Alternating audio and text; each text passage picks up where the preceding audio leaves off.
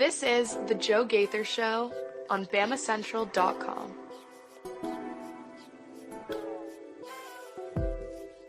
Good morning, Tuscaloosa. Good morning, Tuscaloosa, Internet World, West Alabama. How we doing today on a Tuesday? It's the Joe Gaither Show on Bama Central, BamaCentral.com. Hope you and yours are doing well on this Tuesday. We're hanging out live in the Derek Daniel State Farm Studios. We got you taken care of right here off McFarland Boulevard. Call Derek for all of your insurance needs at 205-758-3391. Like a good neighbor, Derek Daniel is there. We're proudly presented by Purple Turtle Roofing. Call for your free roof inspection at 877-787-6635 today. We were going to have Brax Garrison join us, but he got called away to be on a roof. So look, he's more dedicated to you guys on your roofs than he is being on this show, and that's what he should be doing because that's his main job. So call Purple Turtle Roofing at 877-787-6635. You can find the Joe Gaither Show on Bama Central, on the Bama Central YouTube channel, on the Bama Central Facebook page, right there on Apple Podcasts, Amazon, Spotify, wherever you get your podcasts, you can find the Joe Gaither Show on Bama Central. We're going to have a lot of fun today with our friend Mason Woods. You follow Mason Woods at MAWoods_ on the Twitter machine, back from parts unknown. You mind if we say it? Back from Norway. There we go. Yeah. Wow. What a Christmas. Cool. Christmas and New Year's season that you had in Norway, kind of getting away from the football aspect, being with the family, being with the travel, being with the tourism. So glad to have you back. Follow Mason Woods at MAWoods_ on the Twitter machine. We're going to talk about the transfer portal even more today. We did a little bit yesterday with Theo, talked about who's leaving, who might be coming. Well, someone has come. Someone has returned. Another couple of guys have gone to the portal, and there's rumors about a quarterback. So we'll kind of talk about all those aspects today with you on the Twitter machine at Joe Gaither 6, at MAWoods_ on the Twitter machine, on the Bama Central YouTube comments. We do have a voicemail from Dax. I got to load that, Mason.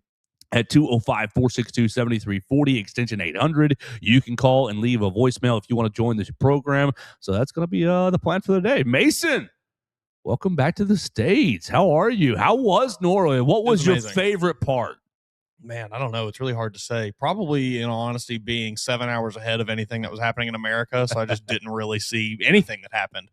I love football. I love watching football and everything, but I was able to basically not think about it for 4, 5, 6, 7 days there, whatever it was. And that was fantastic. It was great just being unplugged, being able to enjoy myself somewhere where basically everything in my daily life was not really affecting me. It was pretty sweet. So yeah, me and Melissa really enjoyed it over there. Got to go see her dad, who's been working there for the last couple of years. Got to see him, and it was an amazing trip. I would love to go back right now if I could. Awesome. So everybody sees Norway. Did you get your Viking on? I did. Yeah, we went to saw some Viking stuff in a museum. That was pretty cool. Heard about some stories and like that. We did this little so we were in a town called Kongsberg, which is a pretty small town. I don't know how many people there, but it was pretty small, And then we took a train about 2 hours into Oslo, which is their capital city. I think it's the biggest city there. And that's where we went to this big art museum. They had all kind of stuff. It was really, really cool. We spent 2.5, 3 hours in this museum. It was crazy, but it was amazing. And then also in Oslo, we did this bus tour where it drove you all around the city, and had somebody telling you kind of history, and they had you could just put it on headphones. So they had any language you needed. So we had English, and that was nice. Got to listen to the history of the city and everything. It was really, really an amazing trip. What does Norwegian sound like? It sounds ridiculous. I know that they think that when I talk, sure, but when I listen to anyone speak Norwegian, I just cannot fathom that they're saying words to one another. There's no way that that semblance of sounds it makes any sort of it represents anything. It was insane. It genuinely sounds crazy to me. It was so weird. Almost everybody over there spoke English, so you didn't really have any issues as far as language barrier because, like I said, they all get taught English. That old people don't speak super strong English, sure. But anybody under the age of 40 over there pretty much speaks great English. So you just walk up, hey, English, and they're whatever. But you hear people talk on the train and stuff, or talking on. It was I could never decipher what that person was saying. It's just syllables at each other. Yeah, it was it's crazy. All the town names were insane, but it was really, really cool. Like I said, I would be back there right now if I could. There we go.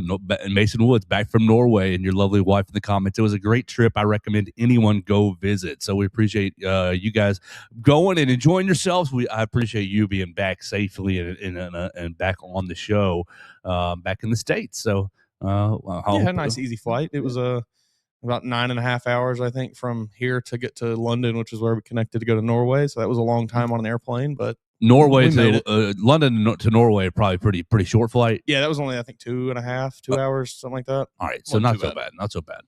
Well, you missed the last couple of weeks of Titans football, so praise the Lord. Yeah. Yesterday, Mason Theo gave us his 3-minute wrap up on Giants football. So if you want to take your 3-minute wrap up on the 2025 season, I think you closed pretty okay, all things considered. Obviously you didn't win games or anything down the stretch there, but you didn't need to win games down the stretch there. You needed to keep losing to keep this draft position. Theo was so mad that they won the last couple games. I imagine he was. But yeah, I mean, I think Cam Ward, you saw him start to get a little more comfortable, especially the last 3 or 4 or 5 weeks of the season here. Unfortunate that he got hurt yesterday, day before yesterday. I think he's okay. I think he avoided a major, the initial reports were a grade 3 AC sprain. And for anybody that knows, that is basically like a complete tear of your shoulder. So that has now kind of been bumped down to maybe he's not going to need surgery. He'll probably be okay in a few weeks, just going to start the offseason a little later than he maybe wanted to. So that's good news. The team still sucks. We'll see what they do with this coaching search. The early names that have been thrown out there are some horrible. Yeah, some ugly names. Yeah, I don't want to see Steve Spagnuolo. I don't want to see Matt Nagy. I don't want to see Mike McCarthy. The only guy I've seen getting thrown around there that I'm okay with is Kevin Stefanski. And that one that'd be a really good name. Yeah, I'd be pretty cool with that one. So we'll see what happens there. That's pretty much what I'm rooting for. What's Joe Brady doing? I don't know. I don't really see him getting thrown around with any of these openings. So I don't know if. I guess you got to wait until the season's over, I guess, and then we'll maybe see what happens there. But I've not really seen his name being thrown around with not just the Titans job, but any of them. So I don't know. Sure. But as far as the guys that are available now, I'll take Kevin Stefanski. I think the Browns probably made a mistake firing him, much like the Titans did when they fired Mike Vrabel a couple years ago. You could have a similar resurgence, I think. Strong parallel right there from Vrabel to Stefanski, I think. Yeah. So I would definitely be on board with that. If I were to, so did y'all secure top 3 pick? Number 1, number 3, number 2? Number 4, I believe. Number 4. All right. You finished. You tied everybody with the worst record in the league, but you had the hardest strength of schedule, so you get bumped up. Okay. Well, there you go. It's just so lame to me. I get it because you played a harder schedule and they played an easier schedule and did worse than you, but it's dumb. Splitting hairs. Yeah, it's annoying. Whatever. Well, there we go. Tighten up right there for Mason Woods. Okay, Mason, yesterday, I'll give you a chance to chime in on any of these transfers that you want to talk about. Yesterday, we talked about the offensive linemen. We had several offensive linemen go in the portal. That's where we spent most of our time. We had Joe Anata, Olas Lennon, Micah DeBose, Wilkin Formby, all going in the transfer portal. The news of the day, you can just start us anywhere and we'll go. The news of yesterday was threefold. You lost Quay Russaw to the transfer portal. That's probably your biggest news of the day. You saw the return of Rico Scott. Rico Scott was in the portal for about 12 hours and then returned to Tuscaloosa. And then I guess David Byrd was the only other player, but David Byrd, long snapper, hope you go find greener pastures. We'll find us a long snapper. Yeah. That was kind of the threefold news of the day yesterday. We also yesterday on the program, we talked offensive linemen, we talked wide receivers because it was Jalen Hale, Jalen Mbakwe, and Rico Scott, and Cole Adams. So 4 receivers, 4 offensive linemen. So we spent most of our time on those 2 position groups. Now it's 4 offensive linemen, 3 receivers. We did talk a little bit about the defense because you had Cam Calhoun go in the portal. You ended up with Noah Carter going in the portal. Now you have Quay Russaw. So maybe the defensive losses are starting to stack up just a hair. Just what's your reaction to the departure so far? Where do you want to start us today as we open up the program? I think for the most part, it's kind of been as we said it was going to be, guys that you're not really all that upset about leaving, guys that probably weren't going to really find the field that much anyway. But there is a few in this group that I'm a bit upset about. I would have liked to have not seen leaving the Crimson Tide there. Noah Carter's one of them. Keon Keeley's maybe one of them. Quay Russaw is certainly one of them. Pretty much any of those offensive linemen except for maybe Micah DeBose, I'm fine with leaving. I think it's pretty clear the staff is changing things up at the offensive line position, and they are telling guys, hey, you didn't cut it for us this year. We're going to go find somebody that will cut it for us this year. So I'm not putting a ton of stock into guys are like jumping ship. I think it's more Alabama telling guys, hey, you need to leave and find somewhere else. So overall, I mean, my concern level right now is probably about a 6.5 out of 10. It's inching up and up as we see maybe more guys in the transfer portal over the next day or two. We'll see. Quay Rusall, we jumped me up from about a 5 to a 6.5 there. Yeah, I think that one's definitely the toughest of the group. But who's to say he won't come back? If we're being honest, you never know. Rico Scott, like you said, was only in the portal for about 12 hours, and now he's going to be returning to the Crimson Tide. So maybe the same happens there for Quay Rusall. It might just be trying to get his money up a little bit. Yeah, okay. The edge rushers are starting to not irritate me. That's not the right word, but starting to concern me because you look at Keon Keeley with the Bandits and you're like, man, Keon, Jordan Renaud, is Kelvin Collins going to be like those three as a trio, as a triumvirate would have made a great bandit, rotating bandit spot. Really, I thought. And so you saw Keon Keeley go, and you're seeing reports of the staff is going to probably pursue Keon Keeley. I wonder, I don't have any knowledge, but I wonder if he's just looking for a full-time, I'm the one-man show right here, playing, whether it is defensive end or an outside linebacker or a tweener of both. Well, hey, buddy, you got to play like that. Well, I think it kind of took him some time to get comfortable in the Kane Womack system, figure out all the nuances of having his hand in the dirt. I do agree. You got to play like that. So I'm wondering. It's frustrating because it's all agents in these kids' ears. Yes. Hey, buddy, you need to be starting. You need to be making more money. You need to be doing this. You need to be doing that. If they're not doing that, you need to go somewhere else where they'll do that for you. It's sad that is kind of what the sport has come to at this current point in time. But that's all it is. It is someone that doesn't know what they're talking about, talking to someone who is impressionable at this very moment in their life. Yeah, 1,000%. You're looking at one of the transfer portal targets, Devin Tompkins from USC, is a bandit type. Is a bandit type defensive end, defensive lineman. So would that be a 1-to-1 swap? I don't know. He's listed at 6'5", 285 on the Southern Cal roster. Was a redshirt sophomore this past year, so in the same little class. Let's see, redshirted in 22, freshman in 23. No, redshirt junior. Redshirt junior. Their USCTrojans.com page is not all the way up to date. You see that all the time. I've seen it so much, especially this year for some reason. With these transfers, it is like as soon as the guy says, I'm leaving, all right, there's the last season here didn't happen, buddy. You can't count any of their stats anymore. It's crazy. I noticed that too. It's really strange. But it sounds great. I like the experience there. I'm sure he's a great player. There's a reason he's probably being pursued by many schools across the country at this point.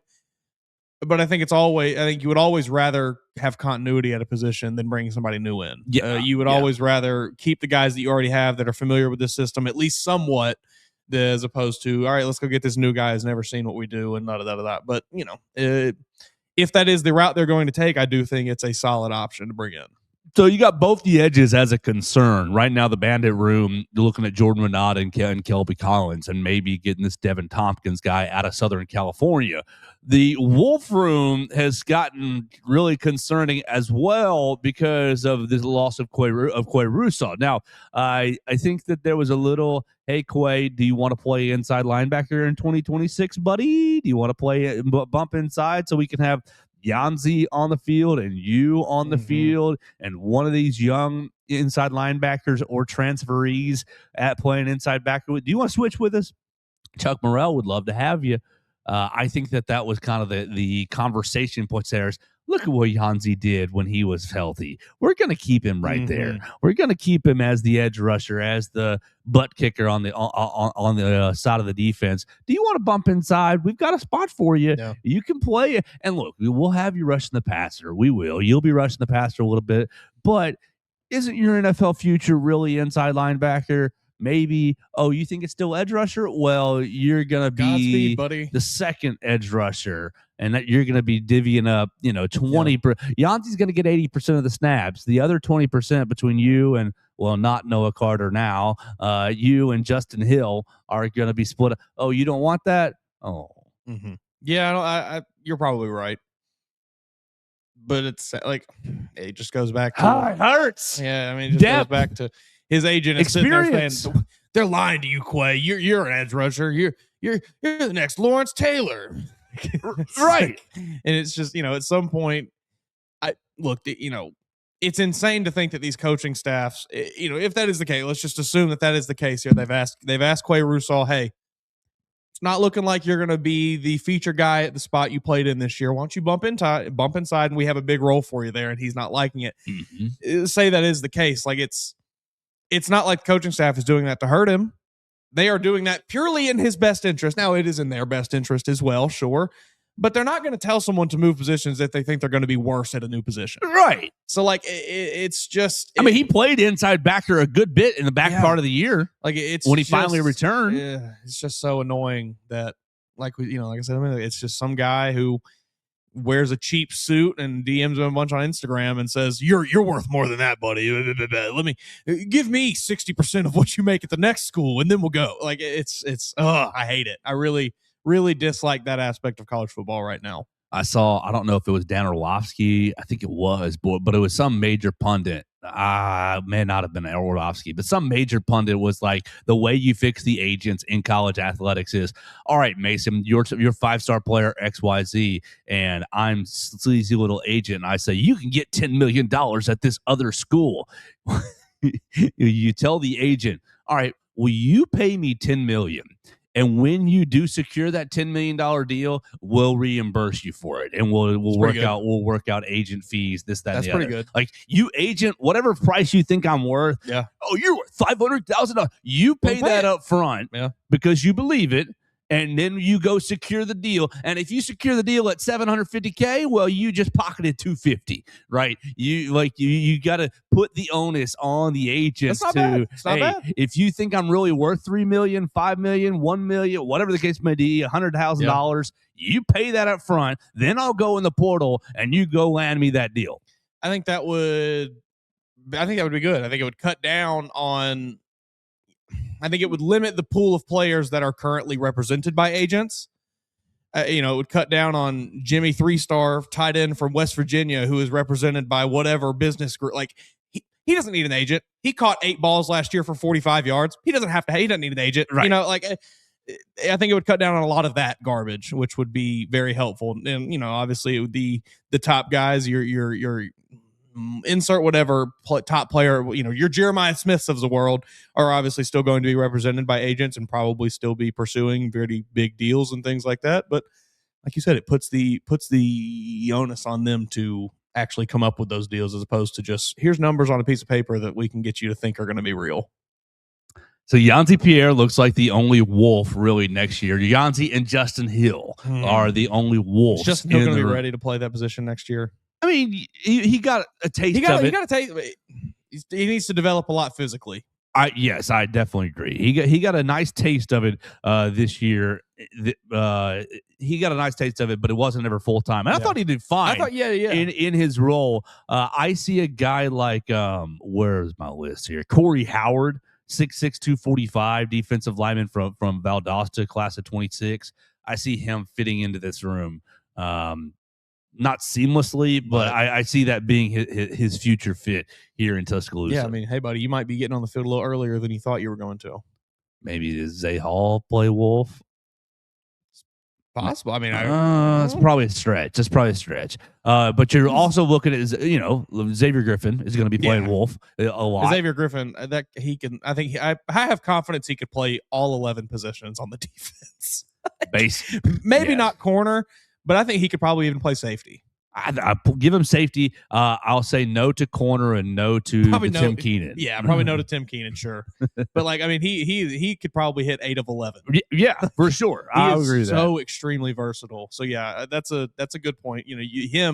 That's a guy where any hole you have basically in that front seven, we can throw him in there. Jamarian Matthews is going to be in that spot, Yeah. 6'2", 240. Pretty impressive haul in this 26 class. I think a lot of these guys might be working their way onto the field earlier than they maybe anticipated. Shoot, that's the name of the game now. With the transfer portal ease going out every single year, 18 to 25 kids leaving. You better be ready to play as a freshman. You better be. And look, I guess that's a benefit for Alabama. Just go recruit high-level freshmen, try to develop them ASAP, and go recruit high-level freshmen again. Yeah, I guess. I don't know. We'll see. The Indiana method seemingly has been pretty good. Let's get an entire team of 22 to 26 year olds. That's pretty good. Hey, it's working pretty well for them. Right. These 3-star athletes are all now men. They've all played in college football for 3 or 4 years at least. They know the ropes. That's a pretty good method. They're committed to the discipline. I was going to say, I think those types of players are much more open to the hard-nosed style that Curt Cignetti brings, of the discipline, of the, we're not celebrating anything. We're not smiling even when we score touchdowns. Like, it's a lot harder to convince an 18-year-old of that than it is a 22-year-old probably. Yeah, definitely. So that's the departures for yesterday. But you did have 2 additions. Well, 1 addition and 1 re-addition. You bring in running back Hollywood Smothers from NC State. He commits to the Crimson Tide. And Rico Scott leaves the portal and returns to Tuscaloosa. So 2 offensive additions, pseudo additions, 1 definite addition and 1 return. Let's start with Hollywood Smothers. We talked about him just a little bit yesterday. He is Dalen Hollywood Smothers out of Charlotte, North Carolina. He committed to Oklahoma in the class of 2023, transferred out of Oklahoma after just 1 season, and then went to NC State. He played 4 games at Oklahoma, so he maintained his red shirt. In those 4 games at Oklahoma, in the Big 12, this was before they converted to the SEC. He took 11 carries, 42 yards, and had 1 catch for 1 yard. So very limited usage in 4 games as a freshman for Oklahoma. Then transfers to NC State. He's now ACC bound, plays as a freshman and a sophomore this season. A freshman in 2024, sophomore this year. As a freshman, 89 carries in 11 games, 89 attempts for 571 yards and 6 touchdowns. He also has 19 receptions for 263 yards and 2 more touchdowns, averaging 13.8 yards per reception. So not too bad out of the backfield. As a sophomore, 11 games, 160 attempts, 160 rushing attempts, for 939 yards and 6 touchdowns. Also hauled in 37 receptions for 189 yards and 1 touchdown. So fewer yards per reception in his sophomore year, drops from 13.8 to 5.1, but did catch a lot more balls, nearly double the amount of passes. Makes sense. So really getting it done. Total yards from scrimmage as a sophomore at NC State, 197 touches for 1,128 yards and 7 touchdowns. The man is listed at 5'11", 182, really 5'11", 200 pounds, somewhere in that range is kind of his size. 200 make me feel a lot better than 182. Little bit. Well, let's see what he was listed on NC State's website. That was from. I was going to say ESPN has him at 195, so maybe we are right close to that 200 mark. Smothers, NC State. What did they put him on the official roster this year? They put him at GoPack.com. GoPack.com has him. We don't have a height and weight for him. Why would they? He transferred. What the heck? He's dead to them. He's Joe. dead. I think we can roll with that right between that, like 190, 200 pounds. I think that's probably not a single height and weight on this website. What's wrong with you guys? That's our $1 billion idea. We have to be the company that sells itself to universities. Hey, we will make you a website that actually functions. Oh my gosh, that updates after every game, because sometimes you're like, does this bio page has the most recent game on it? Oh no, it doesn't. I've got to add the most recent game to these stats. Hollywood Smothers. So NC State, they were not good this year, right? They were okay, weren't they? I think they won about 8 games, something like that. What were y'all this year? We don't need to speculate. 8-5. It's not bad. Yeah, 8-5, 7th in the ACC, 4-4 in the ACC. Georgia Tech. They beat Memphis in the bowl game. All right, beat East Carolina, beat Virginia, beat Wake Forest, lost to ACC champion Duke. Oh, so sad. Beat Campbell, beat Georgia Tech, as you said, beat Florida State more than Alabama could do, beat North Carolina as well. So not bad. You lost to Notre Dame, Miami. You lost to every good team you played. Miami, Notre Dame, Pitt. You lost to Virginia Tech. That's a bad loss. Yeah, that's tough. That's a tough one. But okay, 8-5, not bad. 8-5 statistics. Was Hollywood Smothers your best rusher? Yes, he was. Smothers led the team in rushing, 939 to next was Jaden Scott at 545. He took 55 more carries than Mr. Jaden Scott. Looks like he also missed a little time too, because I'm looking at this Georgia Tech game, and he does not have any stats here. Yeah, the man played in 11 games out of their 13. So pretty good. I mean, he seems to be an explosive running back that can kind of, can also operate out of the backfield as a receiver. It seems like he's a decent pass blocker. I saw some reps on Twitter that people were posting of him in pass pro, and they looked pretty good. He looks like Kevin Riley to me. Yeah. I think that's a pretty fair assessment. Look, the issue this year was not the running backs. I think with a good offensive line, any of those backs are averaging 4 yards a carry. Yeah, I agree with that. Not they weren't the issue; they were a issue. Sure, I mean, sure, you could have had Derrick Henry back there. You could have had Josh Jacobs back there. Najee Harris. Sure, you could have had an elite guy back. You didn't have an elite guy, but like, I don't think any of them were bad. Damian Harris. No, I'll pass. We don't speak his name on this program. Honey Buns. Yeah, we're not gonna mention DH34 on this. I mean, what the heck? He sucks, man. And I'm gonna just come out and say it. If he sucks. If you're going to wait till the team loses, just sick of him, man. Just to say, "Ha ha, I told you so." I'm just tired of him. I'm tired of his shtick. I didn't like him when he was at Alabama. I sat by him once on the bus. He seemed like an a-hole. I don't want anything to do with Damian Harris. If he wants to, if Damian, if you're listening, I don't like you, and I wish you would go away. Stop being on my TV. The simple fact that he didn't go out and be, wow, nice job against Oklahoma. Just a simple, wow, roll tide.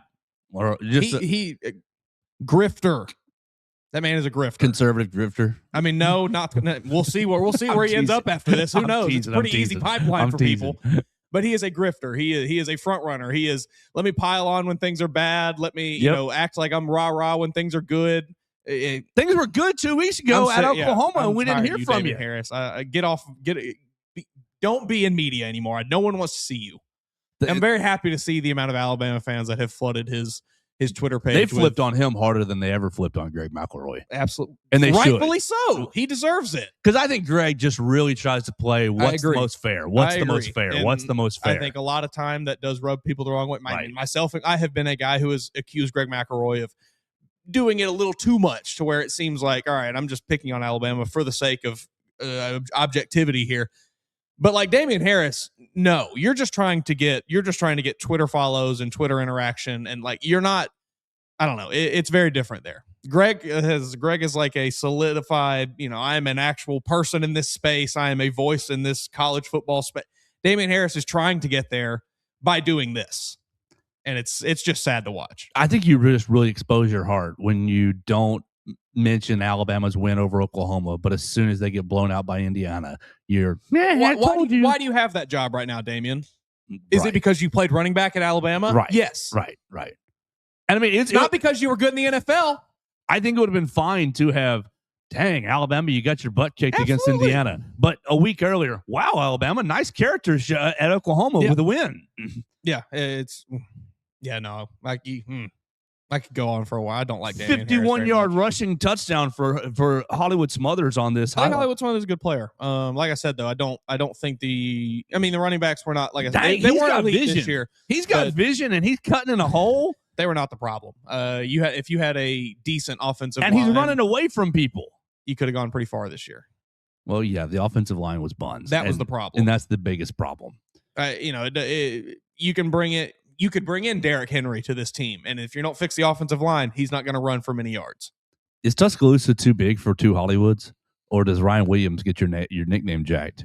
I don't. I mean, neither of them are going to come off that nickname. Can we just stop doing the Hollywood nickname? It's so Hollywood so overused. Squared. It's so overused. Come up with something new. Why can't we be like, I don't know, anything else? Just dang, he tore Duke apart. They lost to Duke, but he tore them apart. Every player who's a little flashy is, well, it's Hollywood right there. It's like, man, try harder, folks. I'm over the Hollywood nickname. But he tore Duke a new one. This highlight tape with against Duke is Yes, I mean, I'm looking at his game log here. Let's see. What was the Duke number? 17 for 123 and a touchdown. Okay. He killed Wake Forest. 24 carries, 164. Let's see. 1, 2, 3, 4, 5. Five performances over 100 yards this season. Pretty dang good. This is a dude right here. Watch him. I mean, he's playing Campbell here, but they are following all over him. Take a wild guess what his stat line was against Campbell.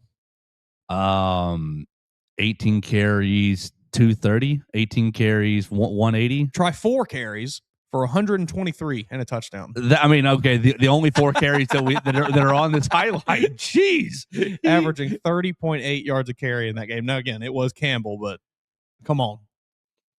You've got a good running back here. Hollywood Smothers. You got a good running back here, but that only takes you so far if you don't fix the offensive line. He looks like super. Oh, he looks like super Kevin Riley to me, but like a little smaller.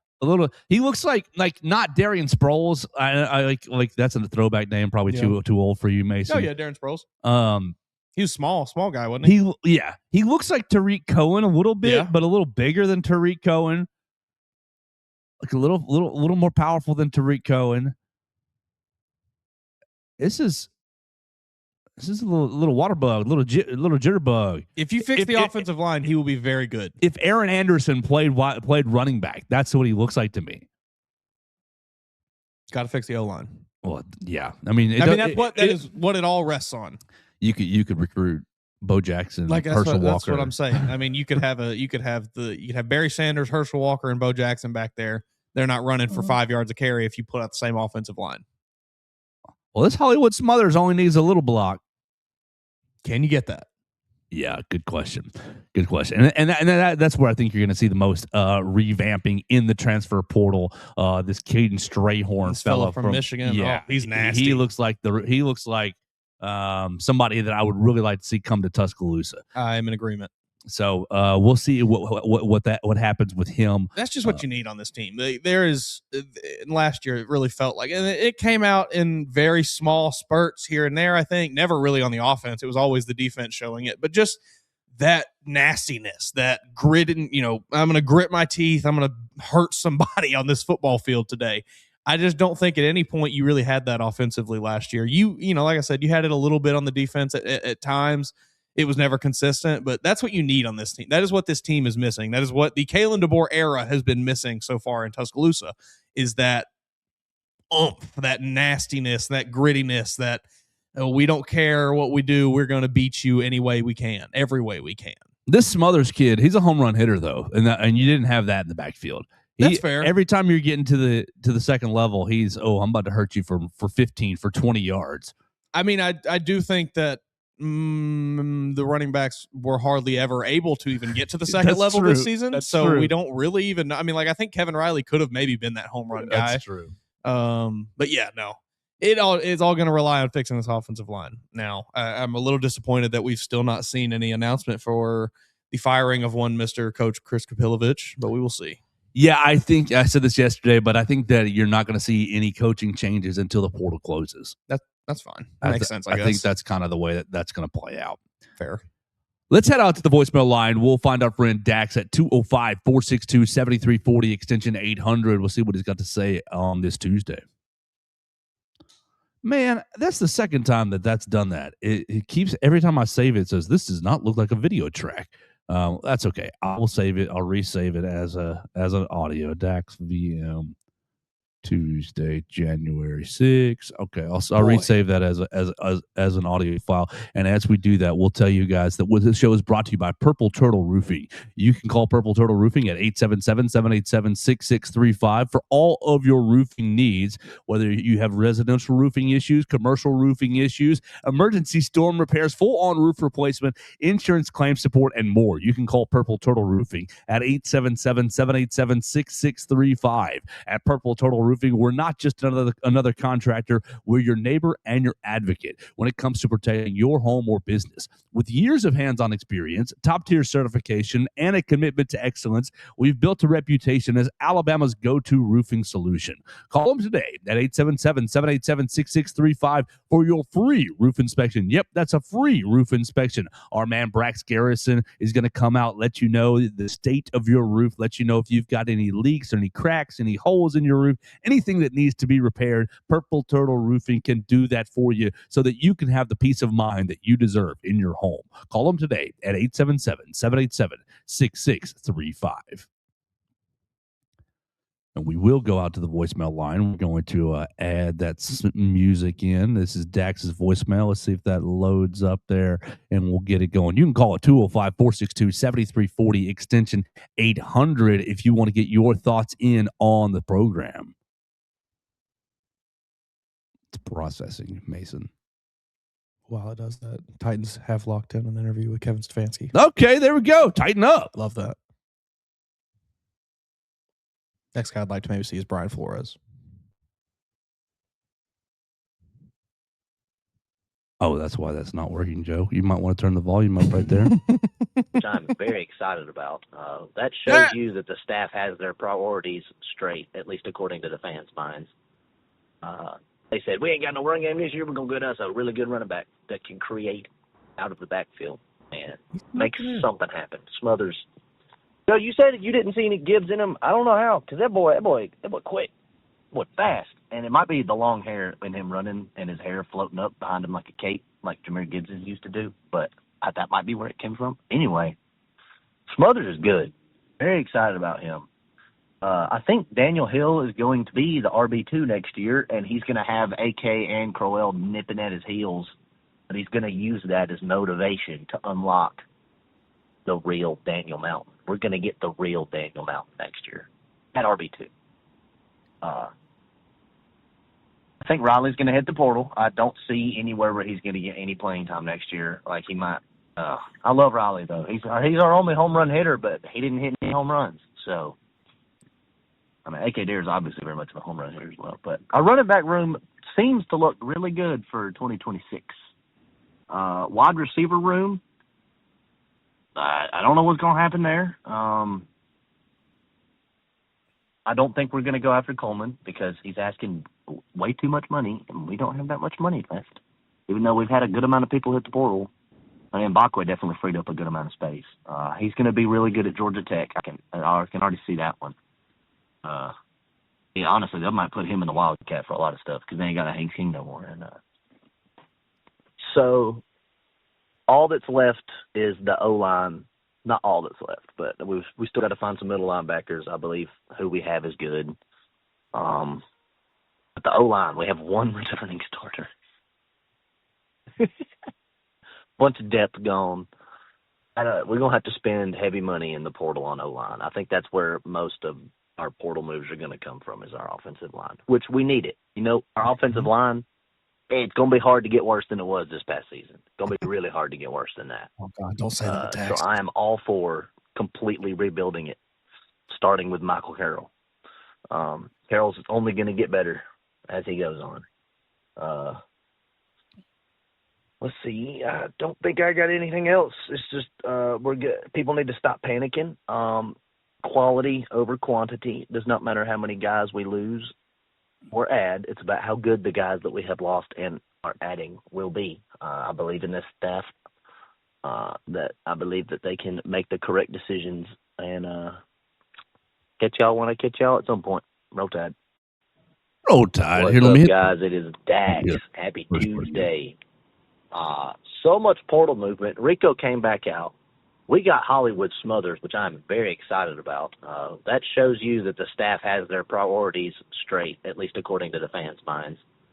All right, Brett, I just want to make sure I reheard the very beginning of that. Yeah. Oh, a lot of people are saying Hollywood Smothers, Jahmyr Gibbs comp. I don't know about that. What's your thought?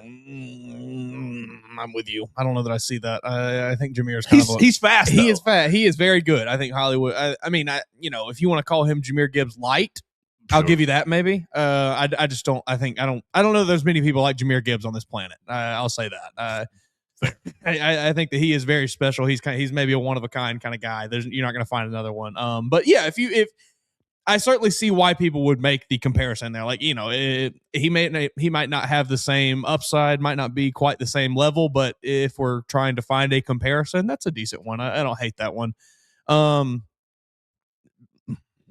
Dax needs to be careful with that. It couldn't get any worse than this year on the offensive line because, like, it could. But it was the worst rushing output since like 1946. But it could get worse. Oh. Like, we act like it couldn't get worse. It absolutely could get worse. If it's worse than this, then don't get me wrong. If it's worse than that, like, oh wow, state of the program. Like, we got to start talking about a whole lot of stuff. But can you believe you won 11 games with this? Yeah, that's crazy. And people want to fire the offensive coordinator. It's insane. It blows my mind. I don't get it. But I'm with you. If you're going to spend money anywhere, don't blow it on skill positions. You got good skill positions. You've recruited well at skill positions. You've proven that you can identify talent extremely well at the skill positions. Go spend money in the trenches.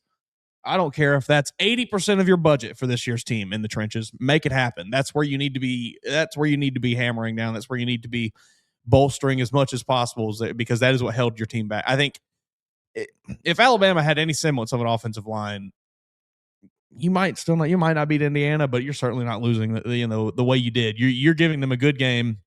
You were able to compete in that game, and you might even escape with a win. Who knows? But that is just what held Alabama back was the trench play this year. You had no nastiness in there. You had no fire in the trenches. Your offensive line was bad. Defensive line was mediocre. That's where you need to spend all the money. Yeah, and one of them, one of the potential is DJ Chester, LSU offensive line transfer. DJ Chester set to visit Alabama on Thursday. So made 14 career starts at LSU. Now this LSU line was not so great this year, but I think that LSU offense in general was just not so great. There's a lot of things that went bad with it.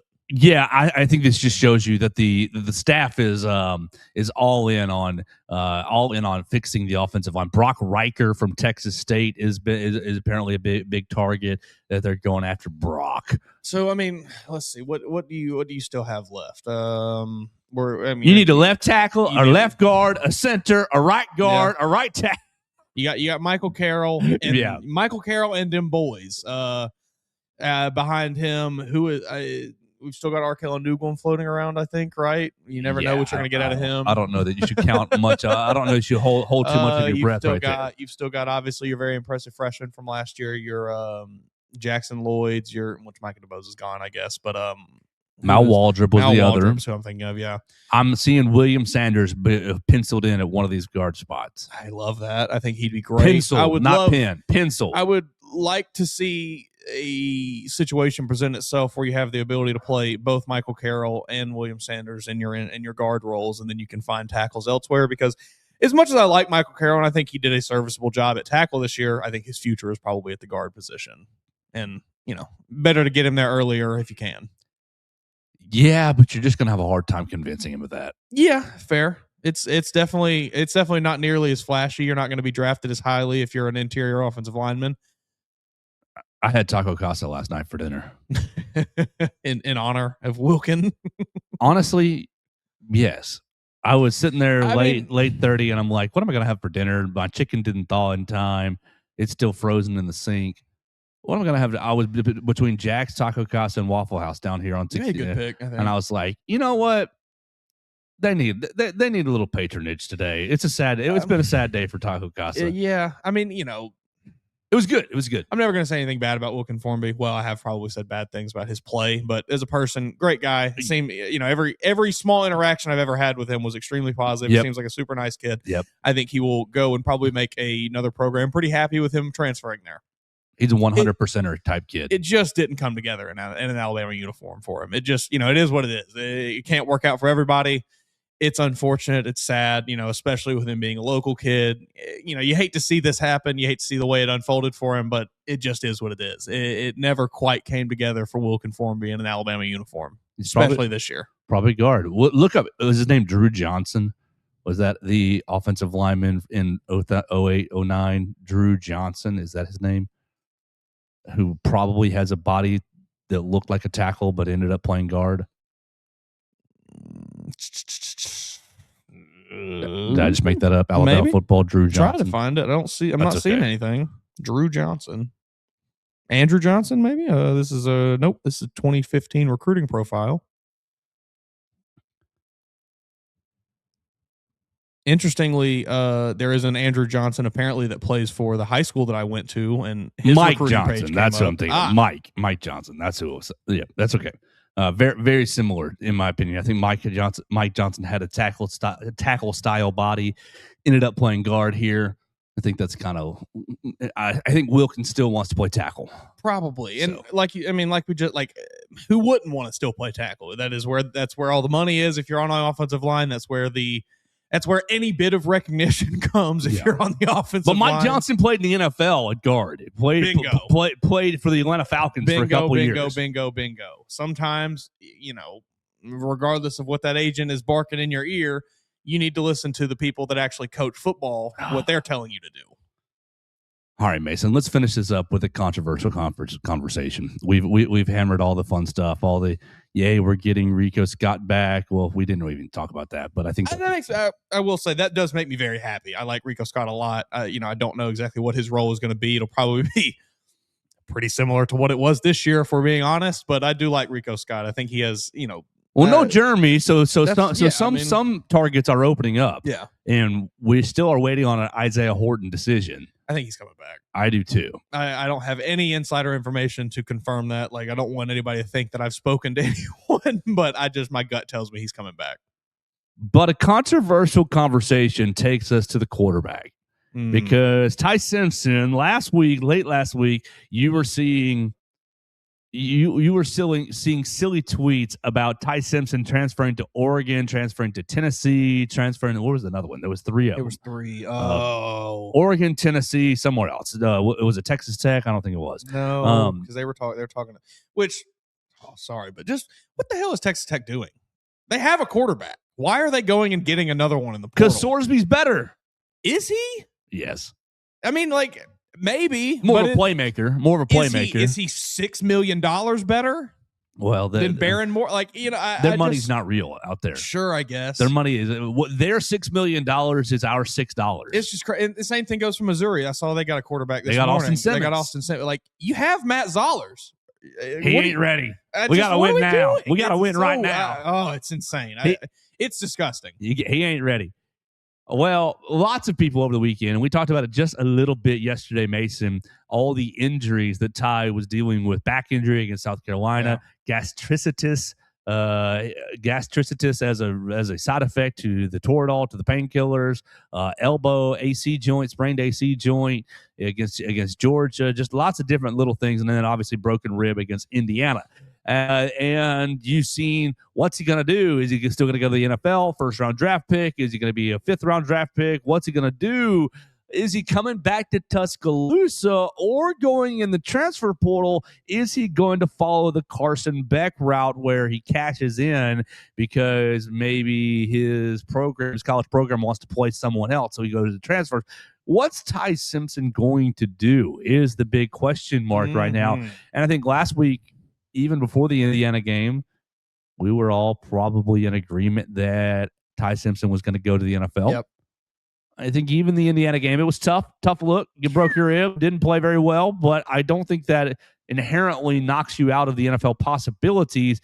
But what we've heard so far is just getting feedback from the NFL. He's met with the coaching staff. He's met with Ryan Grubb and Kalen DeBoer.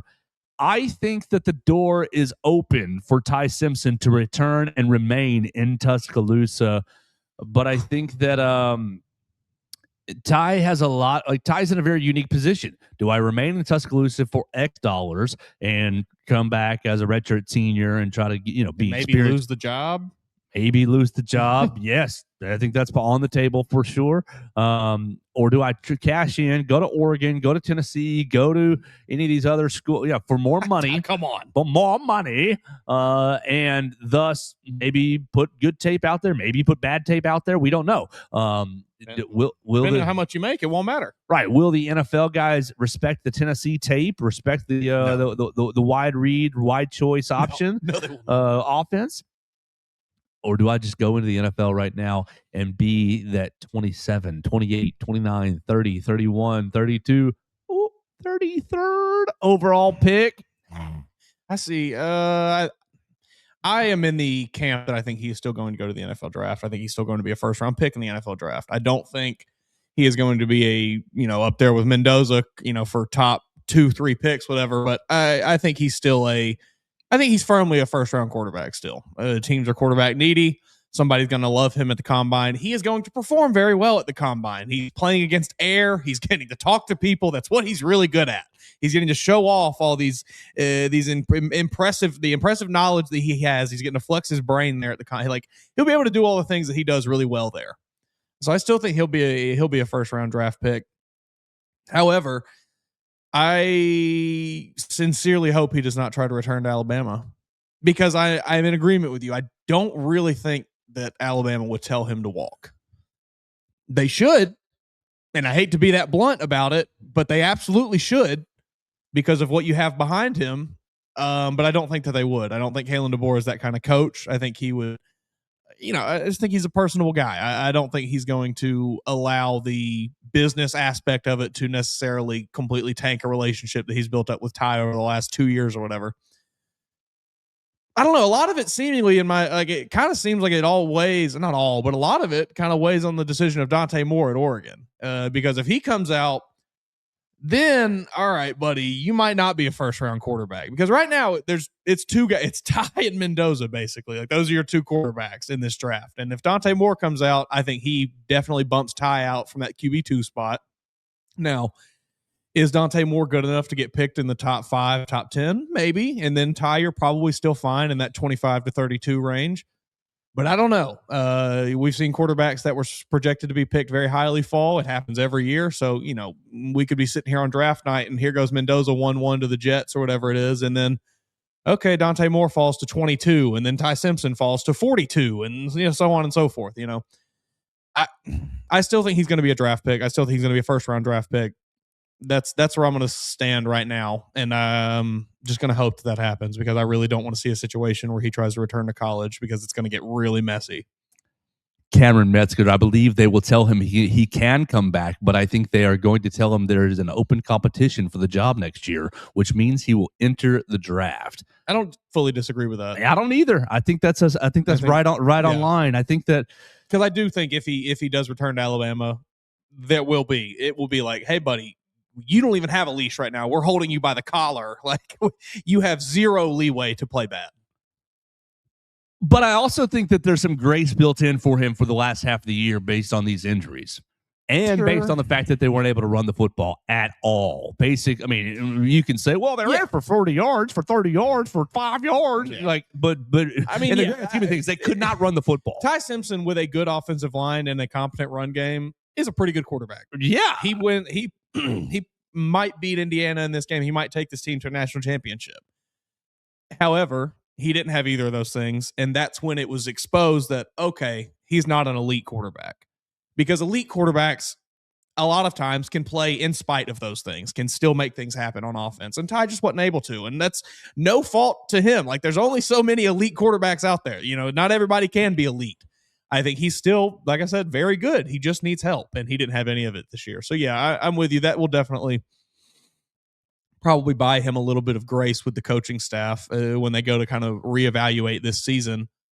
But I it's just going to be easier for everybody involved if you go into the NFL, buddy.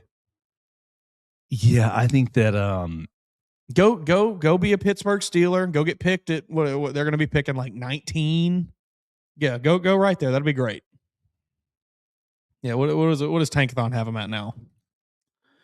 So they made the playoffs. 21. Yeah, they made the playoffs. That's right. I forgot they beat the Ravens. Right. Yeah. Missed the field goal. Yeah. Oh, my buddy was in shambles. I felt so bad for him. Oh, yeah. Your man's a Ravens fan, isn't he? Yeah. He's been telling me for weeks Ravens are winning the Super Bowl, and he had the whole like path plotted out. You beat Steelers week 18. And I was like, that could happen, my man. It certainly could. Not gonna say that it will. And then, unfortunately, Tyler Loop. But yeah, Pittsburgh at 21, right there. I mean, I could see it right here. I can see it right now. Mike Tomlin would love Ty Simpson. Probably does love Ty Simpson. I think Ty's going to stretch his decision out another 3, 4, 5 days. I don't think it's going to be as open a competition. I think that if Tiger returns to Tuscaloosa, he's the favorite to win the job by a couple of steps. Yeah.